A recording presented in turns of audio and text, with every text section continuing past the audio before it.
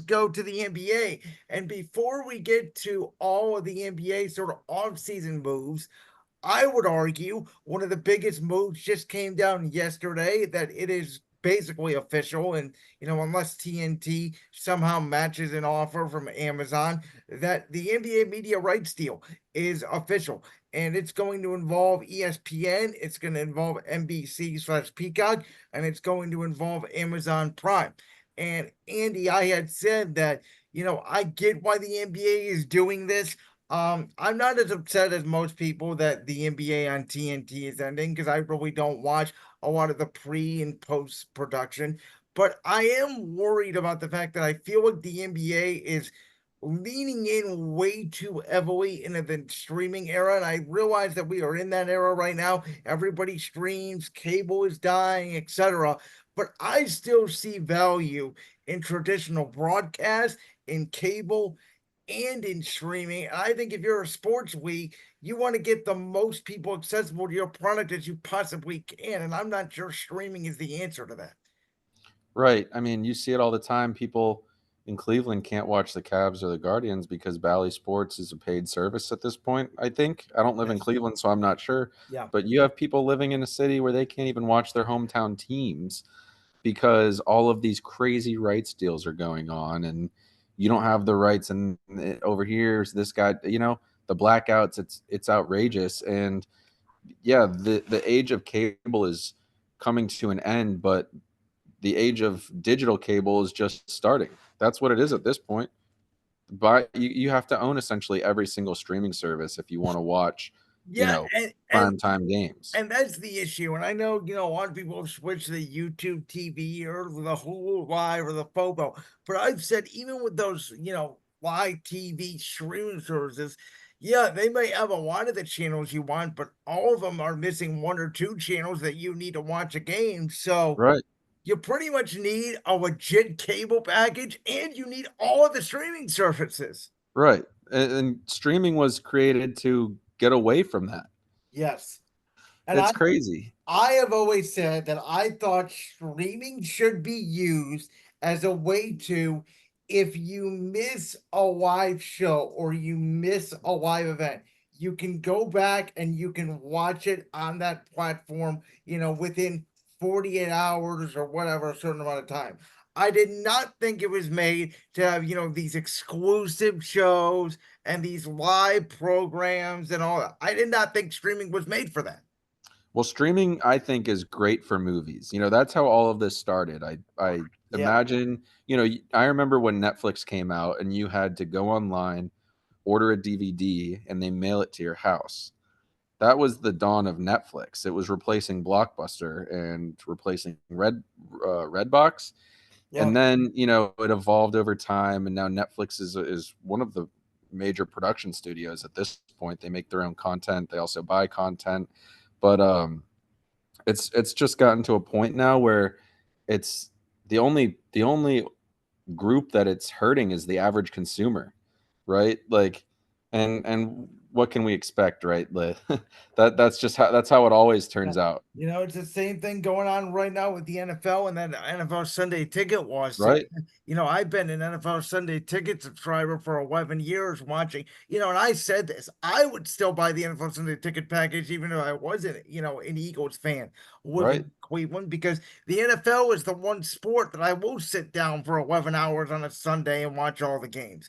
And yeah, red zone's great, but sometimes it's nice to flip on whatever game you want instead of, being pigeonholed into the CBS or Fox game and you want to dive into, a lot of these games. One of the reasons why, this podcast is so big during the football season. We go all out during football season. Football has become America's sport.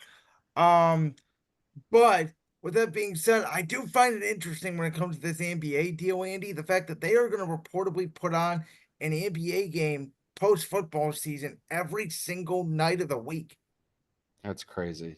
Did you see that tweet where it said like Monday Peacock, Tuesday Amazon, Wednesday, Yeah. uh, and then someone quoted it and said Monday Stream East, Tuesday Stream East, Wednesday Stream East. Like they're gonna stream all of the games illegally Yeah. on Stream East.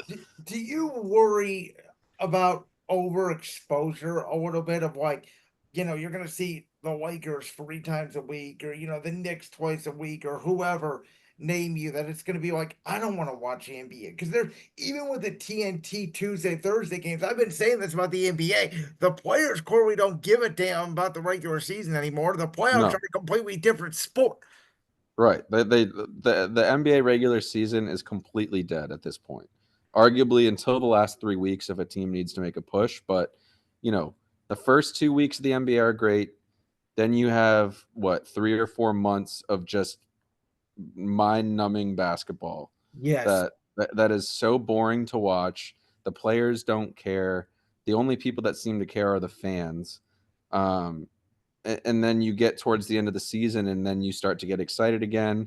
Playoffs come around, whatever. It's yeah. I mean, overexposure. Like nobody wants to. If I'm a person who doesn't purchase the NBA package, for yeah. example, so I can watch all of the Cavaliers games, which I have done. I don't know if I did it this past year. I can't remember, but and then the NBA just decides to keep showing me the Celtics, keep showing me the Lakers. Yeah, it's definitely going to get tiring.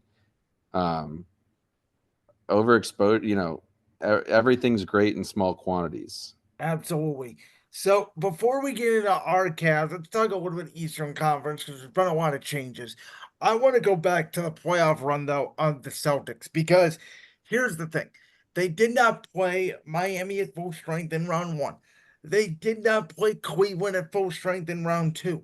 They did not play Indiana in full strength in round three. But I said you cannot make the argument that they, obviously got away against Dallas. I thought they showed against Dallas. This is clearly why they were the favorites, why they dominated the East, and they were just so deep. And they had 8, 9, 3 and D guys who could all put, points in the basket that they could all defend. And so, from that perspective, even though I do think Boston had an easier road than most to this championship, every championship team, even ours in 2016, you need a little luck to be a champion. Definitely. I think, I mean, everybody said from day one the Celtics are the team to beat in the NBA this Yep. year. And it's not a surprise that they won the NBA finals. But I don't like discrediting teams because of injuries. Um, you can chalk that up to luck. You can also chalk it up to the length of an 82 game season. The Celtics were lucky that their real only big injury was Porzingis. And they didn't Um, even need him. they didn't even need him. Yeah, they faced a couple of teams that were down on their luck within, well, every team in the playoffs except for the Except for Mavs. Dallas. Luca And was by the beat way, up. I'm not here to hear that excuse that Luca was hurt. He had a No, knee injury. He was out there playing 35 minutes, giving you a triple double every night. Give me a break. right. The Celtics were far and away the best team in the NBA, and they showed that in the playoffs. Would they lose 3 games total? Maybe Yeah. So they lost one to Dallas, they lost one to one to Cleveland. Cleveland, and one to Miami. So yeah, 3 games total. Yeah, I mean there's a lot more than just luck going on there. They were the best team by far when it mattered. So you look at these upgrades then that these teams have made in the East. Obviously, Paul George going to Philly, Mikal Bridges going to the Knicks. I like Bridges' fit with the Knicks a lot more than Paul George's fit with the Definitely, Sixers. Because here's the thing, Andy, for years, and I mean, I'm going back 5, 6 years ago. I'm going back to the Philadelphia 76ers team that had the Kawhi Leonard Toronto Raptors on the ropes. Game 7, Air Canada Center. Kawhi Leonard hit that game-winning shot that went ring around the yep. rosy around the rim, dropped in, and at that moment, I knew the Sixers were done as we knew it. They never recovered from that moment. They had the iteration with Jimmy Butler. They had the iteration with Ben Simmons. And I have tried for the past 3, 4 years to try to defend Joel Embiid, but I'm done defending him. He can't stay healthy. He hasn't gotten out of the second round of the playoffs. And I don't trust that it's going to happen again this year. And by the way, Paul George has injury history as well. And as great as Tyrese Maxey is, I don't think he can be your number one on a championship team. So for all this Sixer talk, if they stay healthy, could they absolutely maybe challenge Boston? Sure, but they're not going to stay healthy. If I had to bet money, I would say they're going to be a second round exit again. I am so I agree with you so much. I've talked to your brother so much about how annoying the hashtag trust the process has been for 10 years straight. If I was a Philly fan and I was being told to keep trusting the process, I would lose my absolute mind because the process has come, the process is gone. It's come back, it's gone again. It comes back and now it's gone. And adding Paul George isn't winning you a championship. Tyrese Maxey, he's the future of that team, but it's hard to put the future of a team in the hands of a guy who's only 6'2", 6'3", right? It's not easy. Warriors did it with Curry, but every great team. Curry's What's a Tatum? different guy. I mean, Yeah, yeah. But I mean, look at every team that's been wildly successful in the last 10 years. You have you have the Celtics who's built around Jason Tatum. He's 6'5", 6'6". You have the Cavs, Heat, Lakers, who have had the pleasure of hosting LeBron James, who's 6'7", 6'8". You have 6'11" Jokic. You have 6'11" Giannis. You have 6'11" KD. I mean, Embiid has had the most disappointing superstar career of players in recent memory. Seriously. I no, mean, it sucks that he can't stay healthy, and it's hard to blame you can't really blame that on a player. Um, but that's just the fact of the matter is if you're not healthy and you're not on the court, then you don't matter, right? You're not contributing to the game. Speaking of Giannis, I said this on Milwaukee, and the funny thing is when they won that championship in 2021, all like Jokic in Denver a year ago, where I feel like in the NBA playoffs, you gotta prove it to me to prove that you're the best player in the world. So I was on the hey, Jokic, go prove it, and then I'll tell you you're the best player in the world. He did. I was on the same train with Giannis in 2021. He did that against Phoenix. But when you look back at that team and you look at Milwaukee now and you look what that Phoenix team, became, could we make an argument that that was sort of an aberration because Giannis was supposed to take over the league, and ever since then, he's been hurt the last two postseasons. Milwaukee's gotten old very quickly, changing coaches left and right. They're not the same team. I don't think they're, you could say they're top four in the East, but I could make an argument they're not. Well, Middleton's gone, right? And Holiday's gone. Were they both on that championship team? They were, yep. I mean, those are two huge pieces that don't seem like huge pieces to the naked eye, but those were two huge pieces of that Middleton, by championship the way, team. is still with Milwaukee. I wanted to check to Okay. make sure, but he's still with Milwaukee. Okay. Um, but I don't know. Like Giannis did what he needed to do, right? He won a championship for the Milwaukee Bucks, just like LeBron did what he needed to do. He won a championship for the Cleveland Cavaliers. And to me, that as a Cavs fan, that was enough for LeBron. If I'm a Bucks fan, I think I'm probably okay with how his career has progressed. He got you the championship, right? No, Milwaukee's not a team where you're like they have to be good every year. They're not a Lakers, they're not a Heat, they're not one of these big market historic basketball franchises. They got their championship. Giannis did it, right? He came to the NBA, he got you your ring, and I don't know. I'm happy with what he's done. I wouldn't, he was definitely the best player in the world that year. Probably the year before, maybe the year after. But you're right, the injuries have hurt him. The Bucks without Giannis, they can't do anything, right? He is their team. All right, so we got to address the elephant in the room. The Cavs haven't done anything besides hire a coach and extend Donovan Mitchell. And Yes. I have said I don't give a shit. If I'm Donovan Mitchell, I give this team 1 year.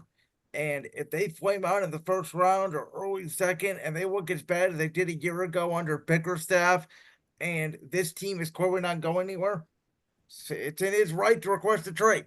We've seen Definitely. superstars do it. And we've seen, especially in the NBA, just because you send a contract extension means nothing. Right. Um, so a lot of Cleveland fans are excited. When's the last time we got a guy to resign with us? And I'm like, yeah, sure. He resigned with us. How long is he going to stay? One more year? Maybe it's the pessimistic guy in me, but I don't know where this team is going. Um, I mean, if you look at the Cavs on paper, the starting five is fantastic as long as Darius Garland's playing well. I mean, you have an all-star caliber in Mitchell. You have Jared Allen, who's a very great and physical and tough basketball player. I know some people were upset with him and his rib injury during the playoffs, but this team was never making it out of the playoffs, right? They were never winning a No, championship. and you can make an argument that he was, even when he was out, the value of him, that he was the second best player on the team the whole year. Definitely. Um, in order for the Cavs to start showing more success, they need progression out of Evan Mobley. Need it. He needs to turn into an Anthony Davis type threat Yes. where he is getting 12 to 20 rebounds a game, scoring 20 to 30 points a game, and getting 3 to 4 assists a game. By the way, he um, also needs to turn into a shooter, because that, I think that's the problem with him and Allen, is they're both stuck down there. But I've seen right. them that they can both work if Mobley can start making an outside jumper. Yeah. If Mobley can not, I mean, if he can make a jumper from 10 feet, we need him to be able to make shots when he's not in, I'll say this, Angel Reese territory. Yeah, 1 foot underneath the rim. He needs to be able to make shots from range.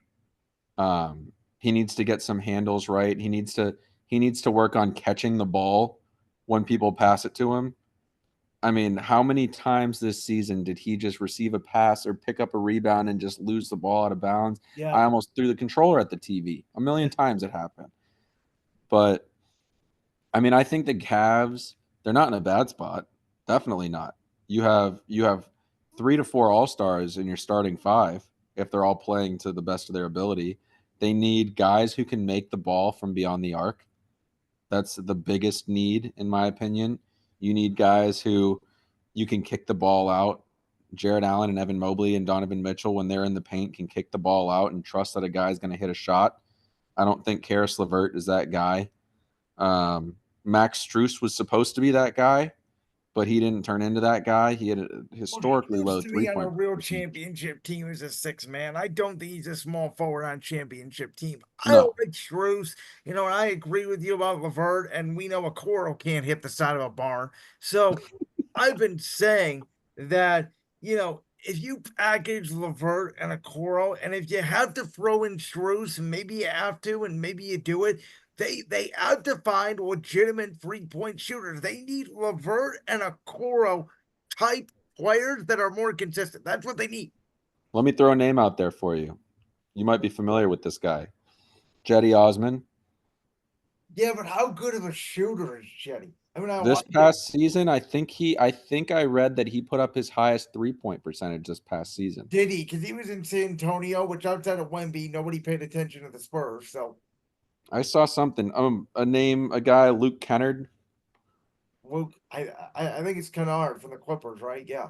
Yeah, I mean, we just need somebody like that who it doesn't have to be Klay Thompson on the outside No. making 80% of the shots he takes. We just need like I don't know what our team 3 point percentage was outside of um, Donovan Mitchell, but it had to rank historically low.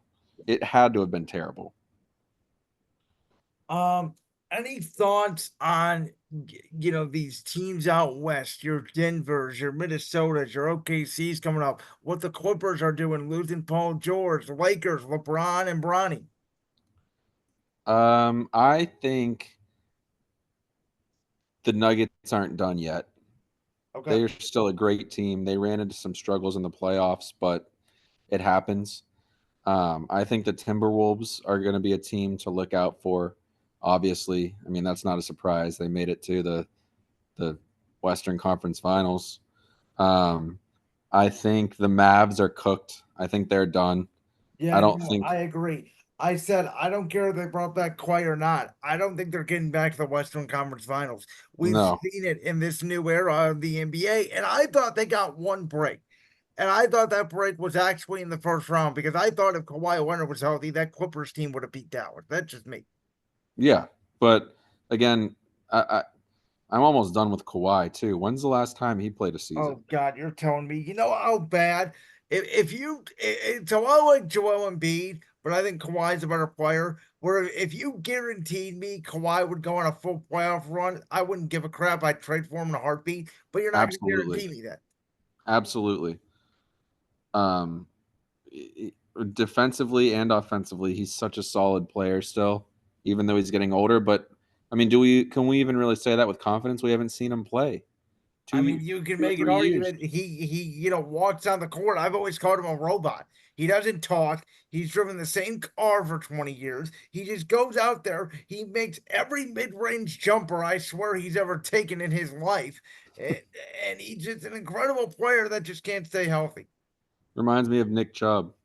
Yeah, I mean, not the health part, but the robot part. yeah. I mean, Kawhi Leonard is literally a robot. I've called him number two because Yeah, he's literally a robot. Um, did you have any problem with the Lakers going out and drafting Bronny? Because I really didn't care. I said good for LeBron. He wanted to play with his son. He got his wishes. It's just the media trying to bang on him. I was happy with it. I mean, I'm not a Lakers fan by any means. I'm a LeBron fan. I'm a Cavs fan first, but I think it's an incredibly cool thing that we get to witness as sports fans. I know there's a lot of people out there. I know LeBron is extremely polarizing for whatever reason. Um, Probably the only superstar of his caliber ever to have as clean of a rap sheet as anybody has ever has. But somehow he's still super polarizing. Whatever. I think it's so cool that we get to see him doing this and going out and playing with his son in the NBA. It's cool. It's a fun thing. It makes the game fun. So you know as much as I do that there are older generations out there in the Michael Jordan era that say, Michael Jordan's better than LeBron. You can't change anybody's mind. I think LeBron is not going to say it privately, obviously, because the media or publicly, obviously, because the media will be all over. But I think if you set him down in the room with Rich Paul, his son, Rob Pelinka, and the Lakers, I think privately, LeBron would tell you his goal now is to no longer win championships. And I think LeBron has realized he's not going to pass Jordan in six. The Jordan mongrels will never get over the 6 for 6 in the finals. And LeBron has realized I am the number one playoff scorer in NBA history. I am the number one scorer in NBA history. I lead the playoffs in, buzzer beating winning shots. I lead in assists. I lead in rebounds. I lead in steals. Now I have my son playing with me in the NBA. That I think longevity that has more people like you and I that will watch LeBron his entire career that have never seen one live dribble of Michael Jordan play will start calling LeBron the GOAT more and more in the national media in the next 2 decades. But I also think LeBron privately may think, you know what? I'm not going to get to Bryce playing. I don't think I'm going to be able to play with Bryce. I know he signed a 2 year contract, but I have this hunch in the back of my head that he's not going to do a retirement tour, but I think this could be LeBron's swan song. Really? Yeah. Wouldn't that be something? And it Because just might I, be. And I mean, I look at it and I go, there's no more goals for him left because I don't think the Lakers are a championship contender. I think they're no. a playoff contender, but I don't think they're a championship contender. Like, they're not going to get there. They're not going to be able to trade for a third star. And again, as close as they were against Denver, Denver psychologically in their heads. So, and we don't know how good of a coach JJ Redick's going to be. Again, could he be a Stephen Vogt type? Where he comes in and energizes the guys. Absolutely, he could. But I just look at it and go, he's got no goals left. I don't think he's going to want to wait for Bryce in 3 years and try to go for another run. I really think this could be it quietly. I mean, if that is so, it's a great time to go out. You get your 1 year. Well, my thing is, do we think Bronny's going to play or even be on the roster, or is he going You to know be in the what? G League? I'm just gonna say this. If I'm the Lakers, I'm not even joking. You laugh at me all you want. He starts opening night. Yeah, that would seem like the logical thing to do, right? I mean, that how electric, right? And that would be a time cemented in history. Has it happened before in the NBA? Have a father and son I played? I don't think a father and son have ever played together in the NBA. I mean that's that's a time in history. That's a snapshot, right? That's that's the first time ever, and you could do it on opening night. Um, I think it would be really cool to see. I think LeBron could play until Bryce is there.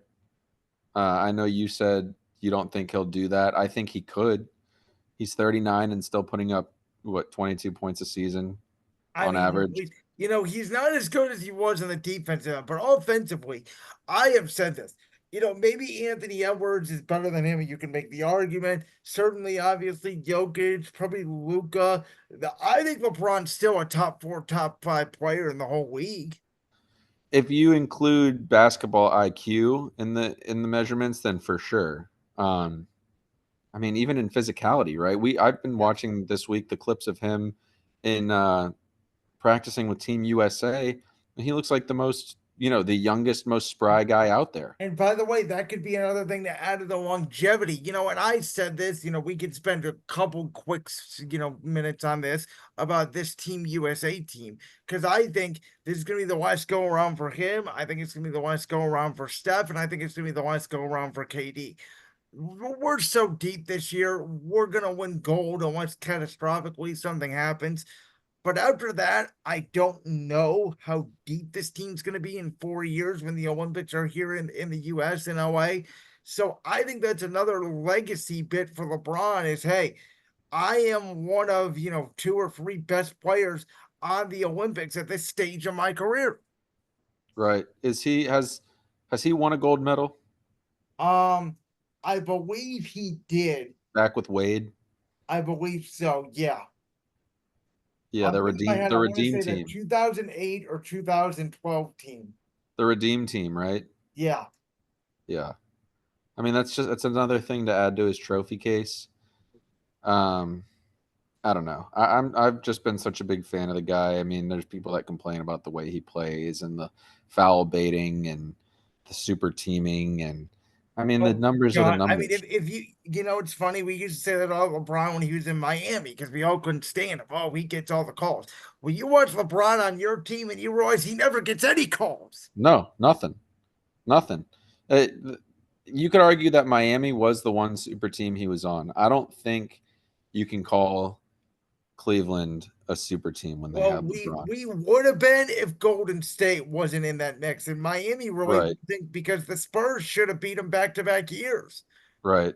I mean, that 2012 team in Oklahoma City was probably the best that they beat, was, definitely probably the best team he was on. 2016 was close, but it wasn't as dominant.